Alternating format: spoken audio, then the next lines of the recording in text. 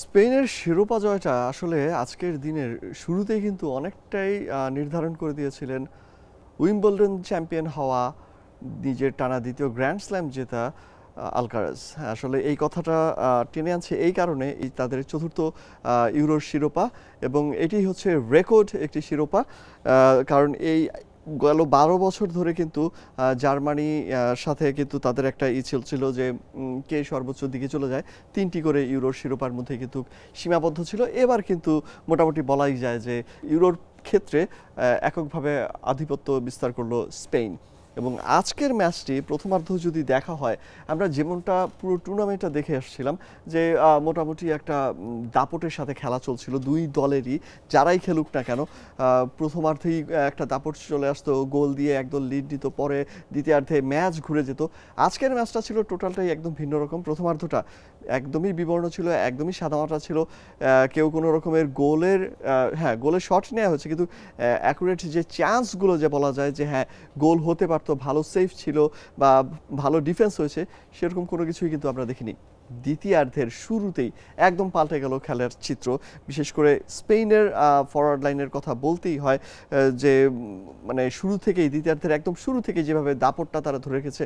ম্যাচের kick off হওয়া মাত্রই কিন্তু বেশ ভালো একটা আক্রমণ করে, এবং সেখান থেকেই কিন্তু যখনই লামিন ইয়ামাল ডান পাশ থেকে ঢুকছিলেন, আমার তখনই মনে হচ্ছিল যে ঘুরে যেভাবে তিনি বলটা রিসিভ করে ডিফেন্ডারকে ফাঁকি দিয়ে ডি বক্সের মাঝামাঝি যে বলটা থ্রু করে দিলেন উইলিয়ামের দিকে, তখনই আসলে মনে হচ্ছিল যে ম্যাচ কিন্তু এখনই কিন্তু হয়তো বা ডেডলকটা ভাঙবে, এবং তাই হয়েছে। এবং সেখানে ইংলিশ ডিফেন্ডারদের আসলে তেমন কিছু করারই ছিল না, কারণ স্পেন যে চাপটা শুরুতে একদম বুঝে ওঠার আগেই যেভাবে তাদের উপর প্রেশারটা ক্রিয়েট করেছে, ইংলিশ ডিফেন্ডাররা সেরকমভাবে প্রস্তুতি ছিল না যে ম্যাচ দ্বিতীয়ার্ধ শুরু হওয়ার সাথে সাথে এভাবে স্প্যানিশরা তাদের উপর চেপে বসবে। এবং এই গোলের পরেই কিন্তু দেখা যায় যে ইংলিশরাও তাদের ম্যাচে ফিরে আনার জন্য আপ্রাণ চেষ্টা করতে থাকে। হ্যারি কেইনের বদলি হিসেবে নেমে পালমার 73 মিনিটেই ইংলিশদের বেশ দাপটের সাথে ম্যাচে ফিরিয়ে আনে। ডি বক্সের বাইরে থেকে তার গোলটি কিন্তু ইংলিশদের ম্যাচে দারুণভাবে মনোবল বাড়িয়ে দেয়, এবং বোঝাই যাচ্ছিল যে ইংলিশরা এই ম্যাচে এখনও হারিয়ে যায়নি।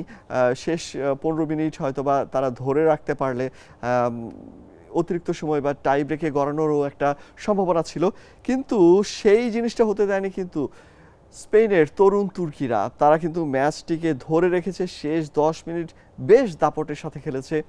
5টি মতন বড় চান্স তারা পেয়েছিল। একদিকে পিকফোর্ড একের পর এক আক্রমণ ফেরাতে ব্যস্ত সময় কাটাতে হয়েছে তাকে।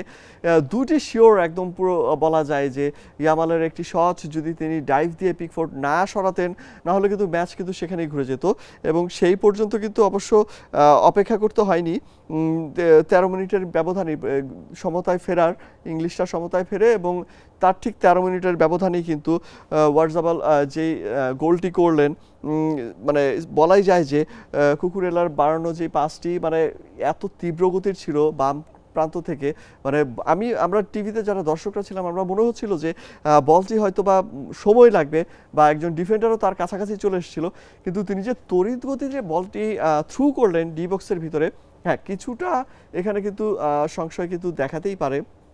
ইংলিশ ডিফেন্ডাররাও কিন্তু এটা নিয়ে একটু প্রতিবাদ করেছিল।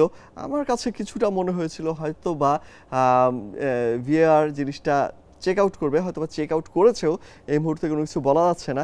ইংলিশ গণমাধ্যমগুলো আসলে কিভাবে রিয়্যাক্ট করে সেটি কিন্তু পরবর্তীতে দেখা যাবে। কিন্তু বলটি যখন কুকুরেলা শট করেন বা পাস দেন, তখন কিন্তু আমার কাছে মনে হয়েছে যে যতটুকু আমি দেখতে পাচ্ছি যে ওয়ারজাবাল কিছুটা হলেও অফসাইডের ফাঁদে কিন্তু তাকে ফেলানো যেত, বা আসলে কি স্পেন সেই সময় অফসাইডে ছিল কিনা, ওয়ারজাবাল সেই সময় অফসাইডে ছিল কিনা, সেটি একটু ভাবনা চিন্তার বিষয়ে বলা যায়।